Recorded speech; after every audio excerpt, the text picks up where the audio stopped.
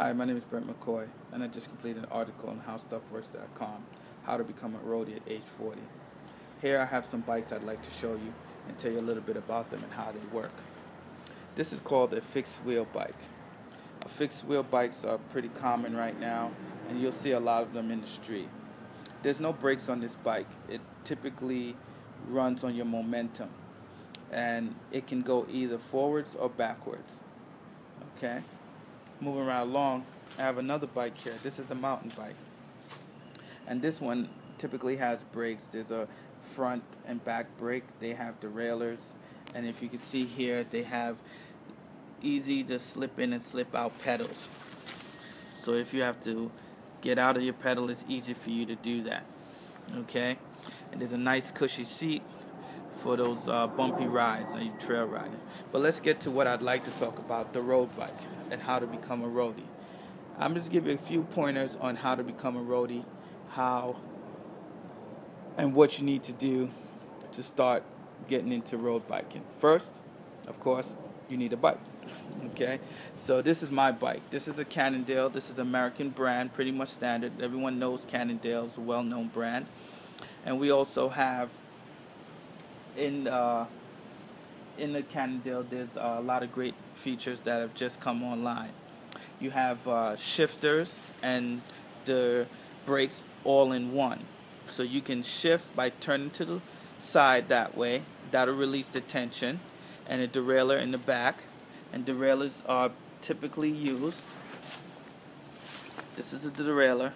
Derailleurs are typically used to release tension and create tension so you can accelerate or release the tension if you're going uphill, up a bridge, up a hill, and things like that. And to ease your ride, because after some time of riding, you will get sore and fatigued, and your muscle will start to slow down. Now, on the Cannondale, there's a front and back brake, of course.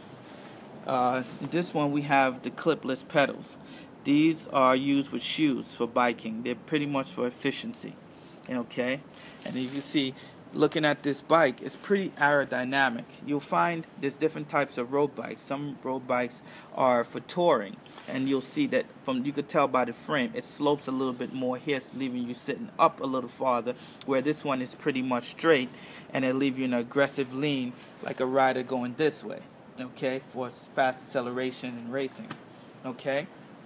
But before we even start any of that, first things first, what's the most important part of your bike? The helmet. Helmets are used to protect your head. Wear one. I can't specify more or rather tell you more that you need to wear your helmet. I wouldn't advise anyone to get on a bicycle without wearing a helmet. Brain damage is something you cannot recover from. Okay? So some other things you need to become besides your bike and your helmet.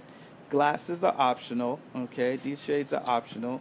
It's up to you and what style you like and if you even want one. Some people don't use them. I like to use them because it keeps the sun out of my eyes. My eyes are a little sensitive, so I keep them out. I keep sunglasses on. The other thing you're definitely going to need is a pump. Typically, road tires, these tires here, as small as they are, they typically run anywhere from 90 to 120 psi pressure in these small tubes. So that keeps your tires rock hard for acceleration, for you to go faster. So you're going to need one of these guys here. You're going to need a pump, okay, with a gauge to let you know. And all you have to do is set the dial where you want to stop, and that little black line, you keep pumping till the arrow gets there, and then you stop. Another good thing to have is a patch kit. Patches are used, of course, to patch your tire and in case you get a flat or so forth, to keep that in your little backpack. Next thing you need to have is gear. Okay? Now, typically you'll go into these bike shops, they'll want to sell you the most expensive thing they have. You can go online and shop around. You'll get a feel for what you like first, and then you'll get a feel for what works for you. And everybody's body type is different. I tend to like Pearl, Izumi. They make good clothing, and you can pretty much find a great deal on them. I would recommend for first timers is to get a plain biking short with a canvas, of course. Okay, I'm gonna show you on this one. This is a canvas. This is the padded part that keeps your behind from getting sore on those long rides. Okay, I would start with a basic set like this. Like I said, just get a basic black spandex top. This is for summer riding, of course, and get a plain top, and then you can always mix and match. You could take that one and put this here. You could come over here and take that one and put it here with the black short, and you can mix and match. When you do something like this, where you tend to have the matching top and bottom, you'll want to wear them, because when you try to mix this with that, you'll look strange. So get a plain pair, and you can always change the top and the shirt and wash your shorts. Okay. The other part of your gear that's important is gloves. You'll see I have some gloves here. I tend to use gloves only as it gets cold, just to cover my hands to give a little bit of warmth. Okay, typically you'll find on these road bikes that the handlebars are pretty short. They have a cushioning behind them, so you don't necessarily need gloves. It's all up to you. Okay, moving along. We're going to get into winter riding. These are just things you need. So you need a basic pair of shorts and a top. That's all you really need. And you decide what type of style you like as you go along. When it gets a little bit colder, I like to wear spandex on the shirt. Some people put on long shirts, but instead of buying all those different gears until you really decide that you're into cycling, just get a spandex shirt. Put it underneath this shirt, and it'll give you some warmth. You have spandex leggings here.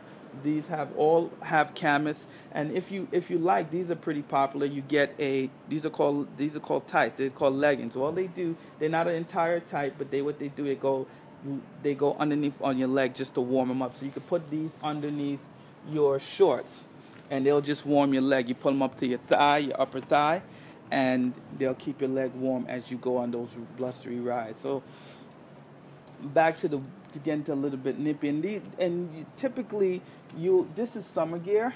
Use summer gear, and once you start putting on these layers here, it's about 50 degrees and below. And then when it gets really cold, you put on gloves. That's below 45 degrees. I tell you, 45 degrees is a good number to use to start wearing full-fingered gloves like these. Okay, and then of course you get into the whole body suit. This is called a bib suit, because it's bib because of the top, and it goes across your chest, and this actually makes for more comfortable riding, because you'll find as you ride that the shorts actually tend to fall down or ride up, or whichever way. This will keep them pretty much stable. So these are pretty popular now, the bib short.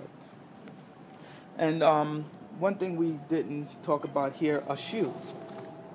Okay, this is your typical riding shoe. They have the clips at the bottom, and when you go to your bike, you'll just clip in, and it locks your foot in, okay, into the base of the pedal.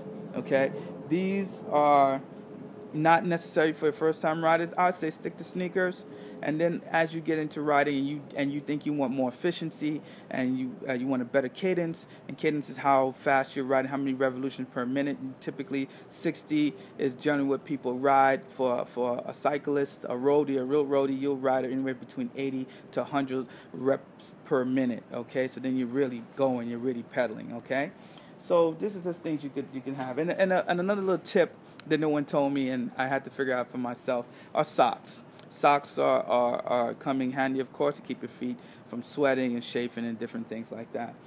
No one told me that the ankle socks are typically worn by women, and these socks with a little bit of the higher end here are used for men.